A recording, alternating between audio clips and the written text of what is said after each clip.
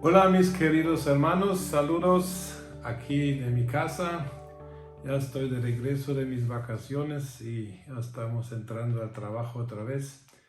Y hoy quiero terminar mi serie de pláticas sobre mi librito La Amara de Dios, la Iglesia.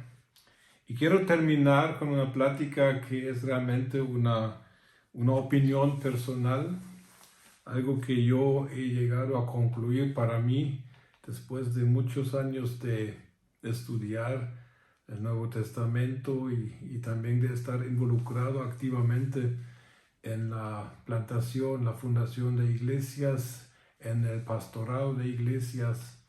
Y entonces yo estoy observando el cuerpo de Cristo y me he hecho muchas preguntas. Ahora, mucho de lo que nosotros en cuanto a la iglesia creemos y practicamos, cuando lo estudiamos a fondo en el Nuevo Testamento, no encontramos muchas de las prácticas. Los evangélicos tendemos a criticar mucho a la Iglesia Católica por creer y practicar asuntos que no se mencionan en el Nuevo Testamento, y como posiciones como el oficio del Papa o los cardenales es algo que el Nuevo Testamento por supuesto no menciona de ninguna parte. Pero también los protestantes, nosotros practicamos y creemos cosas que no se encuentran realmente en el Nuevo Testamento cuando uno lo busca con seriedad.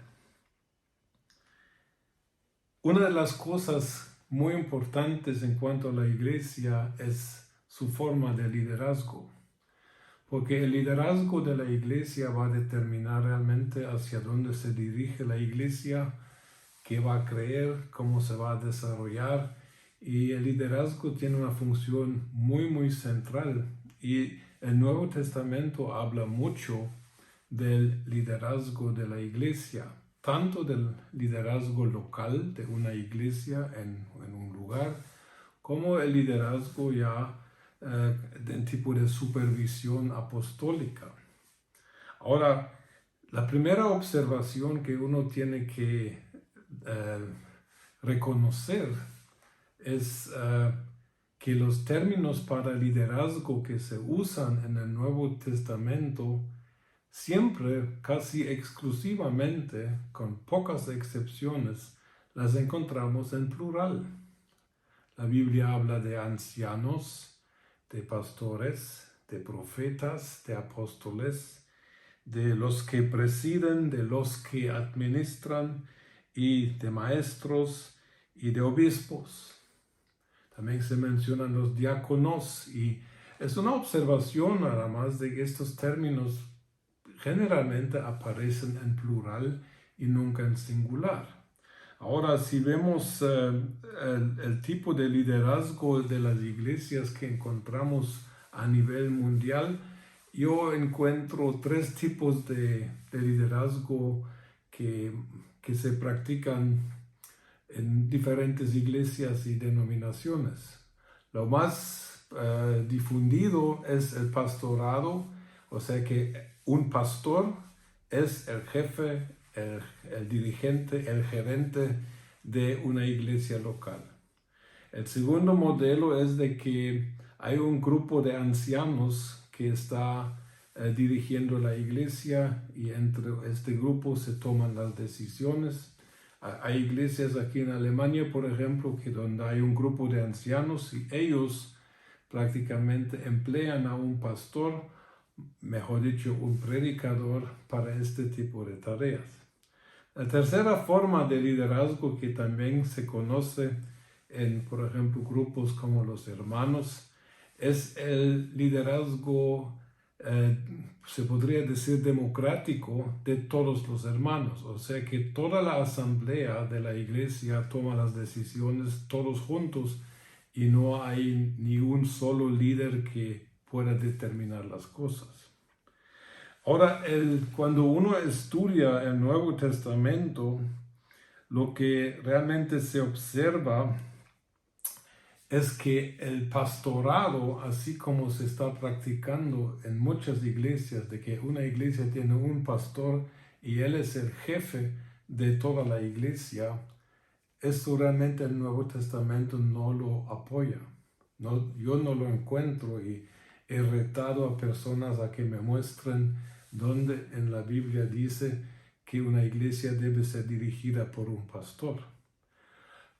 ¿Se necesitan pastores? Definitivamente, pero se tiene que estudiar a fondo en el Nuevo Testamento de cuál es la función del pastor y de cuál es la función, por ejemplo, de los ancianos, porque se mencionan, por un lado, los 5 ministerios de Efesios 4, del 11 al 16, que son apóstoles, profetas, evangelistas, maestros y pastores.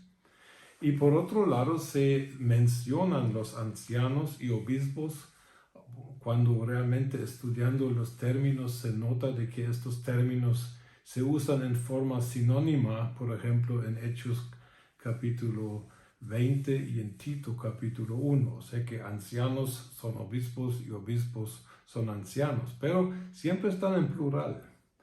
Y entonces aquí, después de muchos años de meditar sobre este fenómeno, me di cuenta de que yo personalmente creo que hay una mala concepción respecto a los términos. Yo creo de que en el Nuevo Testamento las iglesias locales, o sea que tu iglesia donde tú asistes en aquel tiempo, hubiera tenido un grupo de ancianos quienes eran responsables para manejar los asuntos de la iglesia. Y aparte de los ancianos, el grupo de los 5 ministerios, que eran realmente ministerios que o estaban presentes entre los ancianos o se invitaban de afuera. Y estos apóstoles, profetas, evangelistas, maestros y pastores realmente venían a edificar el cuerpo de Cristo y a equipar a los santos para la obra del ministerio. En otras palabras, yo no encuentro de que los apóstoles, profetas, evangelistas, maestros y pastores, no encuentro que hayan tenido responsabilidades administrativas, responsabilidades de liderazgo local, sino de que se dedicaban exclusivamente a sus llamados de realmente edificar a los hermanos para que sacaran de su vida y de su nueva identidad en Cristo lo máximo que se pudiera, tanto para la iglesia como para el mundo. Entonces esta distinción es algo que se debería considerar, porque hay dones en el Nuevo Testamento que son dones del Espíritu Santo, que son específicamente dones para que alguien pueda dirigir y liderar a una iglesia. Tenemos en Romanos 12 el don del que preside. La palabra presidir es una palabra que viene de una palabra griega que hoy se podría traducir mejor con ejecutivo, o los modernos lo llamarían un manager. Es un don el manejo de todos los asuntos de una iglesia, la administración, la planificación, la contabilidad, las finanzas, las reuniones, la coordinación, todo eso son cosas. La coordinación de la consejería, la coordinación de las enseñanzas, todo eso son trabajos que deberían hacer los ancianos equipados y que tengan el don de presidir. Y también está en 1 Corintios 12 el don que se ha traducido como el don de administración, que viene de la palabra griega kibernetes, que quiere decir el que lleva el timón. O sea, que los que dirigen o la iglesia o áreas de la iglesia a donde se les ha dicho que se deben dirigir. Entonces, estos dos dones que aparecen entre la lista de dones en Romanos 12 y 1 Corintios 12, vemos que hay dones específicos del Espíritu Santo para personas quienes se deben ocupar con todos los asuntos prácticos, administrativos, legales, de lo que se necesita en la iglesia.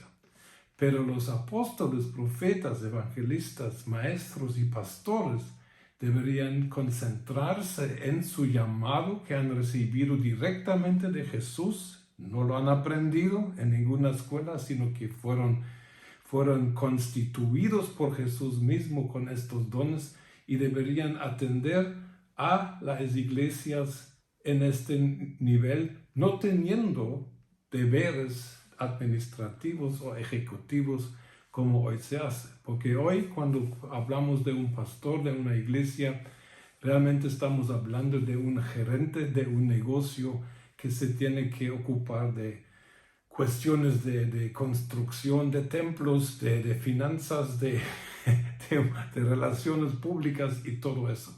No, para eso están los ancianos de una iglesia que se ocupen de ellos, de esto, y que los apóstoles y estos 5 ministerios realmente tengan la libertad de solo invertirse con el don que son para que las ovejas de la iglesia realmente sean edificados y equipados para la obra del ministerio.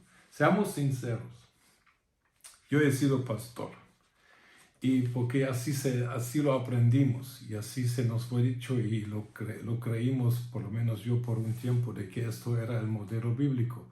Hoy diría que no es el modelo bíblico. Tampoco digo que no es posible que un pastor haga esto y que lo haga bien. No voy a dudar de esto tampoco. Pero hablando de lo que revela el Nuevo Testamento, yo concluyo de que el paradigma pastoral, la idea de que un pastor debe ser el líder principal de una iglesia local, que esto lleva más peligros que beneficios. Porque, por un lugar, las ovejas se acostumbran a ser consumidoras y no a ser equipadas para realmente ganar el mundo para Cristo. Y por otro lado tenemos el fenómeno reconocido de que los pastores sufren de agotamiento, muchos sufren incluso de depresiones y las estadísticas del estado emocional de pastores y de sus familias, estas estadísticas están muy mal, pero es lógico porque están realmente ejerciendo trabajos por los cuales Dios tal vez no les ha llamado. Todo este sistema que estamos viviendo no es bíblico, porque aquí tenemos evangelistas llamados y dotados y ungidos por Jesús de evangelistas que no pueden trabajar de evangelistas porque solo pueden ganar dinero de pastores. Pero un evangelista que trabaja de pastor se va a frustrar. Y si un evangelista trabaja de un gerente de una empresa con todas estas decisiones que no tienen nada que ver con la proclamación del evangelio directamente, también se va a frustrar o fundir. Si uno es llamado pastor y se tiene que ocupar mucho tiempo en cosas que no tienen nada que ver con el cuidar ovejas y sanar sus heridas y ayudarles a encontrar su identidad en Cristo, eso tampoco se va a fundir, porque Jesús no te ha preparado ni te ha equipado para este tipo de cosas. Entonces yo personalmente he observado mucha frustración, mucho dolor y divisiones y problemas en iglesias, y realmente la razón es el sistema que hemos adoptado, que no es realmente bíblico.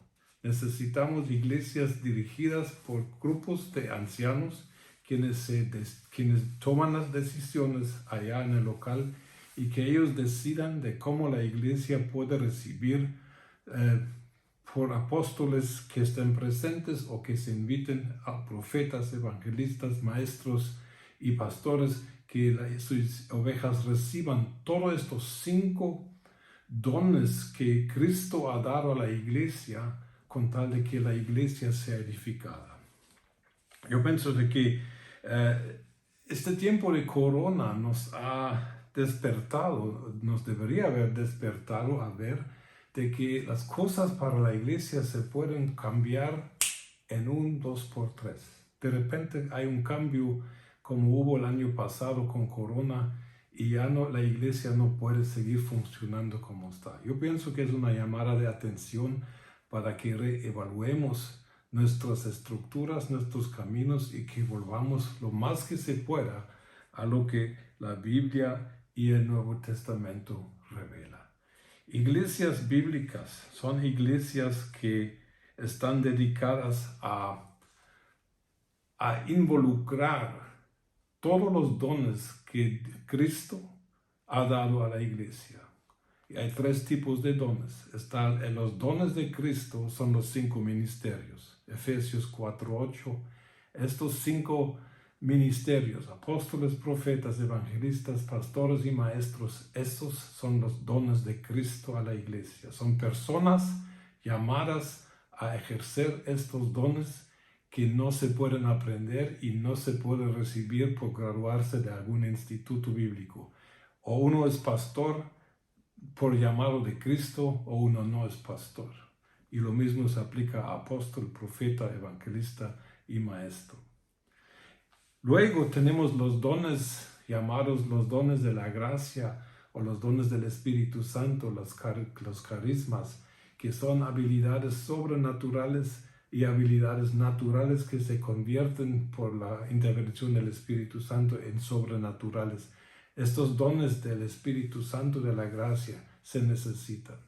Entonces necesitamos, realmente mi sueño con la iglesia es encontrar una estructura en que la riqueza que está metida dentro de la vida de todos los hermanos y de cada uno de los hermanos, que esta riqueza sea realmente sea sacada, que sea movilizada, que sea encontrada y dada a conocer a toda la iglesia y al mundo, porque allá hay tanta riqueza en los hermanos que realmente no se está aprovechando por la misma estructura que nuestras iglesias no permiten que muchos más puedan participar en sus actividades. Una iglesia como yo me la imagino es una que ha sido enseñada por el evangelista a evangelizar y a ganar almas.